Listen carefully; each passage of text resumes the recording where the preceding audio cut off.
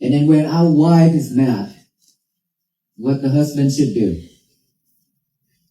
Don't even try. Because she will say, leave me alone. Then don't try. Give her a glass of water. Glass of water, cold and full. If she puts it away, give her another one. She will stay calm. Until she stays calm, we can talk. Or we can just walk away and wait for a moment when both parties are calm and cool, we can ask each other to sit down at the table and talk nicely. Then our family will be at peace. That is how we practice to have a peaceful day every day. So if we could do that, to tell the universe that today is my peaceful day, today is going to be my peaceful day, let us all say that one statement together, or you can say whenever you want. I want to hear all of us say that. Today is going to be my peaceful day, okay? When I count to 3, you are going to say it. 1, 2, 3. Today is going to be my peaceful day. You hear that? You hear that voice? It's so strong and the energy is so beautiful. What if all the beings, all the humans now can spread all that to the universe? What is going to happen? Peace. Peace will bloom. Has been blooming, right? It has been from Texas to here that I've seen all these of peace. It's been blooming, but not yet. The whole country, the whole world, not yet. That is why we need to walk on this path together, on this journey together, by do this every day. All the people, every day when we wake up, we do the same thing, and the universe receives that so wonderful energy. It will shower down with peace, with love, with kindness, with compassion, so that every beings on this world get benefits of it. That is when peace blooms and flourishes throughout this country and the whole world. So will we walk with us now? Yes. Okay. In spirit, yes, definitely. But Washington, D.C. is not the final destination. I don't want to walk over there after 2,300 miles and then walk and go back to the temple in Fort Worth and everything just settle down the ways it is, just like nothing happened. Like so many things in this world, it's been like that. It's rise up so strong and then it seeds just like the waves stop making wave, just like that. I don't want that. Because this journey is not an easy journey at all for us. As you've seen the pictures or video, our feet is really terrible. And now we have monks that is not be able to walk because of knee problem, back problem. And then we are barefooted when we walk. Today I stepped on a couple of the rocks. It hurt really bad. Right? And so it is difficult for us, but we chose to walk on this path. Why? It's because I want to share this to all the people that I love, that I meet along the road, so that we can all have peace together every day. Not just a temporary. We don't want to bring you temporary peacefulness or happiness. This is what you will get every day here and now, or any special occasion, birthday, holidays, you will get a gift or something from our friends or from our family. That called temporary happiness, right? When we receive something, we're happy, but those happiness will just comes and goes. It will never stay with us for a long time. We don't want this walk for peace to be the same. We want it to last until the end of our life. We want it to last until this world is a better place for our children, our future generations, and ourselves that will be reborn to live. Can we walk with us? Can you all walk with us to the end of our life? Can we? Let us all make that happen. Join with the venerable monks to make the history, to make this world to become a better place for all beings to live. And in order for us to assure that you will keep your promise. Because I said, for us to go to heaven is very easy. It's much easier than keeping our promise. You know why? We are very easily promised to the other people that whenever people ask something or want us to do something, we say, okay, I promise you I will do that. Many promises, but we always break it. Barely keep those promises. But going to heaven now, we can buy ticket, we can go. Or we can practice concentration meditation when we gain the supernatural powers. We can disappear right here and appear in heaven. If we do wholesome things when we pass away, we will be born in heaven. Pretty simple. But keeping our promise and do exactly what we say is difficult. So for us to assure that you will walk with us until the end of this journey, until the end of this life, to make this world to be a better place to live, we have to tie you up with us. We do have to tie you up with us. We don't have chain, but we do have the peace bracelet. Those peace bracelet to tie you up with us, to make sure that you will not escape from walking with us to Washington, D.C. and to the end of this life. Okay, so whenever you look at those peace bracelet on your wrist, it is a reminder that you have met the venerable monks who walk for peace. How many of us here that already met the monks walk for peace before us? Couple in United States?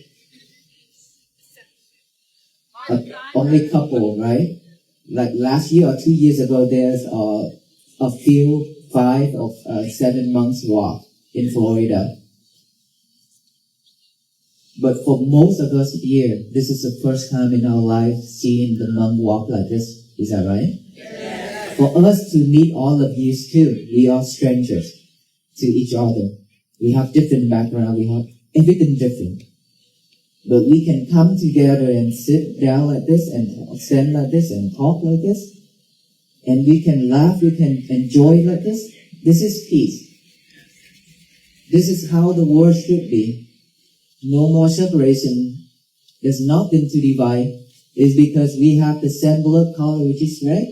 We have the same taste of tear, which is salty.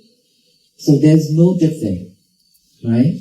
So to be sure that every day when you look at the bracelet, it reminds you. And for me, let me share it with you guys. I will remember this moment for the rest of my life. Because it's so special for me. The occasion where I can share what I really wanted to share in my life to the people. And I'll be able to do that now, this day, and tonight. It is very special for me to stand in front of all of you that I have never met before, but I receive so much love from all of you. It's way beyond what I expect. And so I will never forget this moment. And I hope all of you will not forget this moment. Will you? No. If we can remember this moment until our last breath, that is enough. For me, that is enough. That will help us. That will pick us up. Okay? When our mind think of good things, think of wholesome things, it will lift us up. And so, it reminds us that the venerable monk said we have to be mindful. We have to be peaceful. We have to have loving kindness, compassion, harmony, and unity. And we will walk with venerable monk until the rest of our life, until our last breath. That is the reminder of those bracelets. That's the meaning behind it. And I hope you all enjoy tonight. And then when you go home, please be mindful when driving home. And tomorrow when you have to go out and you drive, please be mindful because 6:30 we will be on the road already. Okay, thank you everyone. May you all be well, be happy, and be peaceful. Thank you so much. There is a profound and gentle rhythm to the act of walking. It is the most elemental of human movements: left foot, right foot, a shifting of weight, a continuous act of balance. When we strip away the vehicles, the schedules, and the frantic velocity of modern American life, we are left with this simple, grounding cadence. It is here, in the humble connection between the soul of the foot and the earth, that the journey toward peace begins. But as Venerable Bhikkhu Panikkara reminds us in his stirring address during the Walk for Peace, this journey is not merely a matter of geography. It is not simply about traversing the miles between Texas and Washington, D.C., or moving from one city to another. It is a spiritual migration, a movement of the heart that seeks to transport us from a place of fragmentation and reactivity into a state of wholeness. When the Venerable speaks of peace blooming, he is offering us a metaphor that contradicts our usual approach to solving problems. We often think of peace as something we must fight for, legislate, or seize. We view it as a destination we arrive at after the war is won. Yet, the wisdom shared in this pilgrimage suggests that peace is organic. It blooms. It requires the right soil, the right climate, and, most importantly, the right daily cultivation. We are invited to see ourselves not as passive recipients of a peaceful world, but as the gardeners who must tend to the seeds of non-violence within our own consciousness. If the energy is beautiful, if the intention is strong, the bloom spreads from the individual to the community, and from the community to the universe. This is the first step of the walk. The realization that the world outside is a reflection of the world inside. We cannot export a peace we do not possess. However, possessing this peace is infinitely more complex than simply wishing for it. It is easy to feel peaceful when we are sitting in a quiet temple or walking in a silent forest. The true test of our practice arrives unannounced in the friction of our closest relationships. The Venerable brings the high ideals of the peace walk directly into the kitchen and the living room. Addressing the universal struggle of domestic conflict, he sketches a scene familiar to us all: a moment of anger, a rising temper, a spouse who is upset. The instinct of the ego is to defend, to explain, to fix the situation immediately with words, or to fight back fire with fire. But the mindfulness perspective offers a radical alternative: the art of cooling down. The advice given is strikingly specific. Don't even try. When the flames of emotion are high, logic is fuel, not water. The suggestion to offer a glass of cold water is both literal and deeply symbolic. In the heat of an argument, the physiological system is flooded with stress hormones, the body is hot, the mind is narrowed. Offering water is an act of service that bypasses the argumentative brain and speaks to the physical body. Offering coolness and hydration, it is a gesture that says, I care about your well-being more than I care about winning this point. If that glass is rejected, we offer another. We wait. We walk away until the storm settles. This patience is not submission. It is the wisdom of knowing that communication cannot happen when the line is static with rage. By waiting for calm and cool, we create a sanctuary where true dialogue can occur. This practice of domestic de-escalation is the microcosm of world peace. If we cannot lay down our weapons at the dinner table, we have little hope of doing so on the geopolitical stage. To maintain this level of discipline, we need more than just good coping mechanisms. We need a fundamental setting of the compass. This brings us to the power of intention. The Venerable urges us to begin each morning with a declaration, a vow spoken not just to ourselves but to the universe. Today is going to be my peaceful day. In the American mindfulness landscape, we often talk about setting intentions. But there is a distinct difference between a silent hope and a spoken command.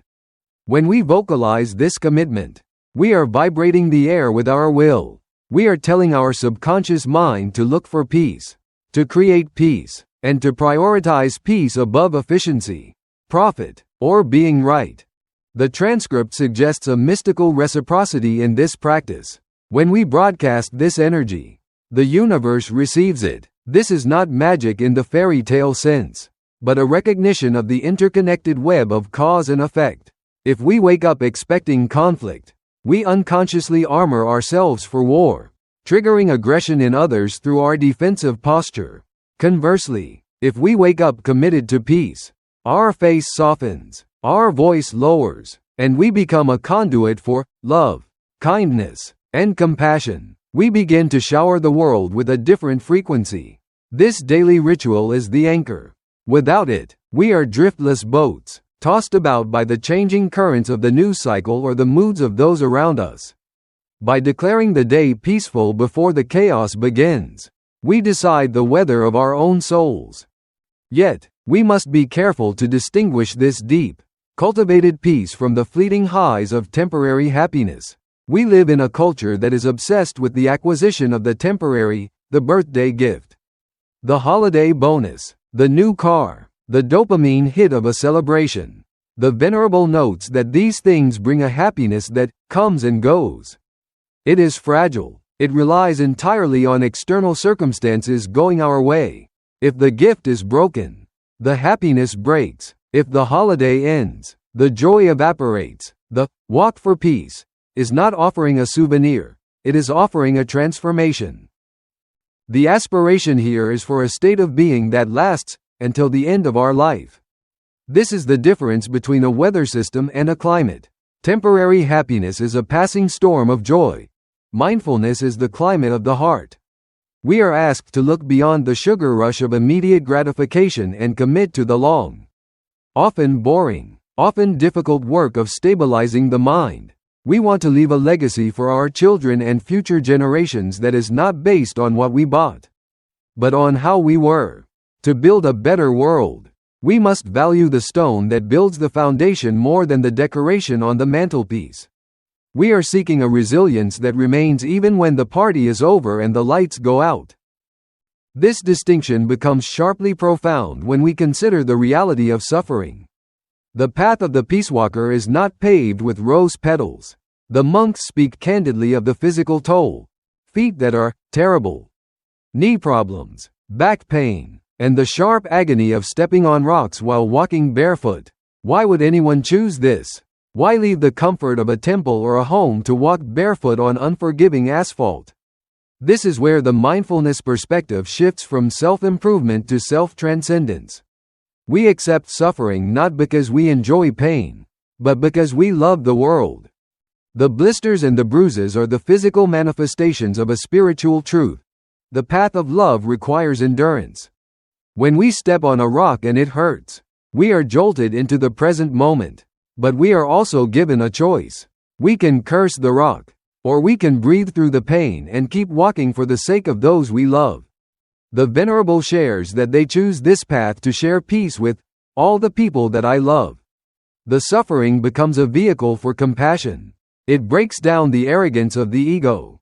When we are tired and sore, we are less likely to be judgmental and more likely to be humble. The hard path validates the message. If peace cost nothing, it would be worth little. But because these walkers are paying for it with their own sweat and discomfort, the offering carries the weight of gold.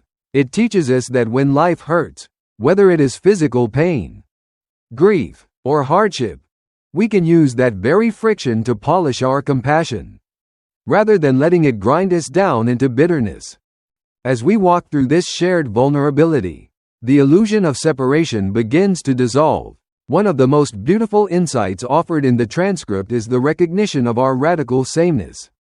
We may be strangers with different backgrounds, different politics, and different histories. We may look different and speak differently, but under the microscope of mindfulness, these differences are as thin as paper. The Venerable cuts through the noise of identity politics with a biological and spiritual fact. We have the same blood color, which is red. And we share the same salty taste of existence, the salt of our sweat and the salt of our tears. When we gather, whether in a grand hall or on a dusty road, and we laugh and talk, we are proving that peace is our natural state. Conflict is the fabrication. Harmony is the baseline. The joy felt in the room, the beautiful energy, is the result of dropping the heavy armor of us versus them. Mindfulness asks us to look at the stranger and see the red blood, to see the capacity for suffering and joy that mirrors our own. This is not just poetic, it is pragmatic. It is impossible to drop a bomb on someone, or even to insult them on the internet, if you truly see them as another version of yourself. The walk for peace is ultimately a walk toward each other. It is the dismantling of the fences we have built around our hearts, realizing that the air we breathe is shared and the future we face is collective. Finally, we arrive at the most challenging aspect of the journey, the integrity of the promise. In a moment of striking candor, the Venerable suggests that going to heaven is very easy, much easier than keeping our promise. This turns traditional religious thinking on its head. We often think that getting into heaven is the ultimate reward for a lifetime of piety.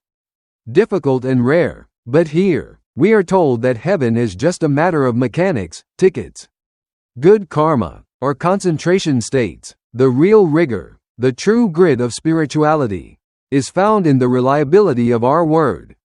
We are a society of broken promises. We say, yes, when we mean, maybe. And we commit to things we have no intention of finishing. This fragmentation of our word fragments our soul. When we cannot trust our own promises, we lose trust in ourselves. The peace bracelet mentioned is not a piece of jewelry, it is a bind. It is a physical reminder of a spiritual contract. By accepting it, we are tied up with the peacemakers. We are vowing not to let this energy dissipate the moment we walk out the door. The essay concludes where the actual transcript ends, with the drive home. It is easy to be peaceful in the presence of a master or during a solemn ceremony. The real graduation test happens at 6:30 a.m. on the highway. It happens when the traffic is gridlocked, when the news is alarming, when the fatigue sets in. The Venerable asks us to be mindful when we drive, to carry the sanctuary with us into the noise. The walk for peace never actually ends. Washington, D.C. is not the destination. The destination is the next breath, the next interaction, the next moment of frustration. We are asked to walk this path until our last breath. It is a formidable request. But as we look at the bracelet on our wrist, we remember the red blood, the cool water, and the blooming intention. We remember that we do not walk alone. And in that remembrance, the peace we sought is found to be the very ground beneath our feet.